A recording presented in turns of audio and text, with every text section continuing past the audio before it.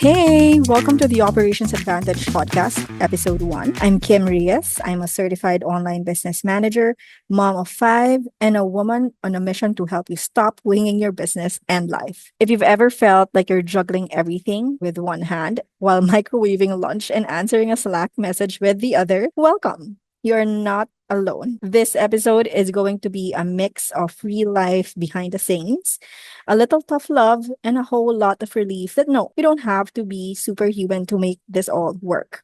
So, here's what you need to know. This podcast is for the high achieving moms who are quietly burnt out. This is for the entrepreneurs who can manage launches like a pro, but forget to eat lunch. For the women like me who love being a mom, but also need to build something of their own. In this show, I'll be sharing the systems I use in both business and home life, the mindset shifts that saved me from burnout, and stories you won't see on Instagram. You know, the messy ones, the powerful ones, the ones that make you exhale and think, finally, someone gets it. Let me paint you a picture.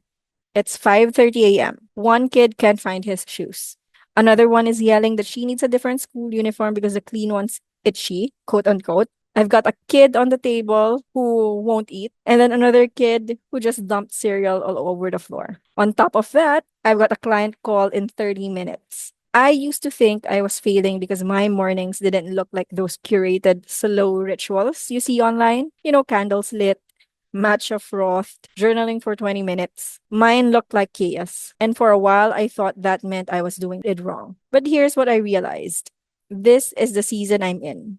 My mornings aren't slow, but they're mine.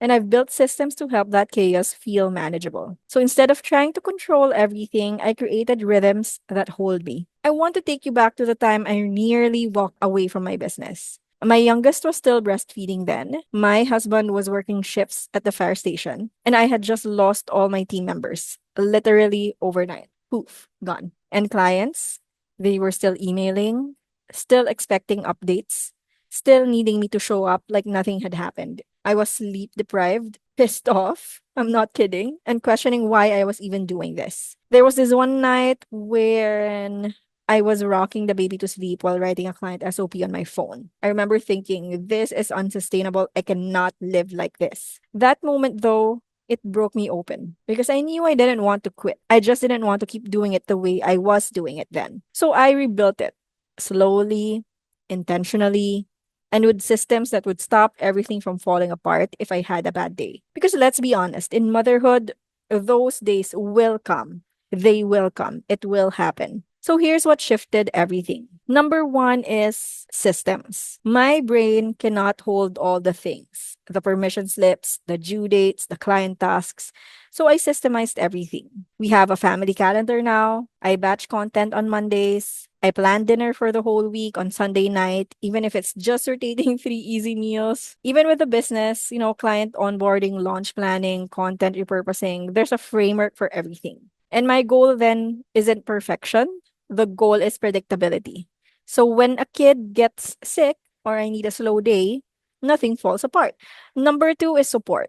Let's talk about something a lot of women don't say, which is I can't do this alone and I don't want to. Support doesn't always mean outsourcing everything. For me, it started with asking my husband, for example, to do the school run 3 times a week without me feeling guilty. It meant teaching my team to take ownership. So I'm not the only brain in the business. I had to learn that delegating isn't laziness, it's leadership. And lastly, number three is mindset. This one was really the hardest. I used to believe I had to earn rest. Like I could only relax if every box was ticked, every message replied to, and every dish washed. But here's the truth. If you build your business to only work when you're at 100%, you will burn out. That's no question. I had to create a business that works even when I'm at 40%. Because, like I said, especially when you're just starting a family, like you have young kids, there will be bad days. And one of the most freeing things I ever told myself was my value is not in how much I do, my value is in how I lead. Even with systems to support, I still hit rough patches. There were months when I felt like I was drowning again. The business was running, the kids were okay, But I was not. I was resentful, snapping at everyone, and I realized I had skipped the one system I really needed, which is time for myself. So what did I do? Like, how did I respond to that? I blocked off one Kim CEO day per month.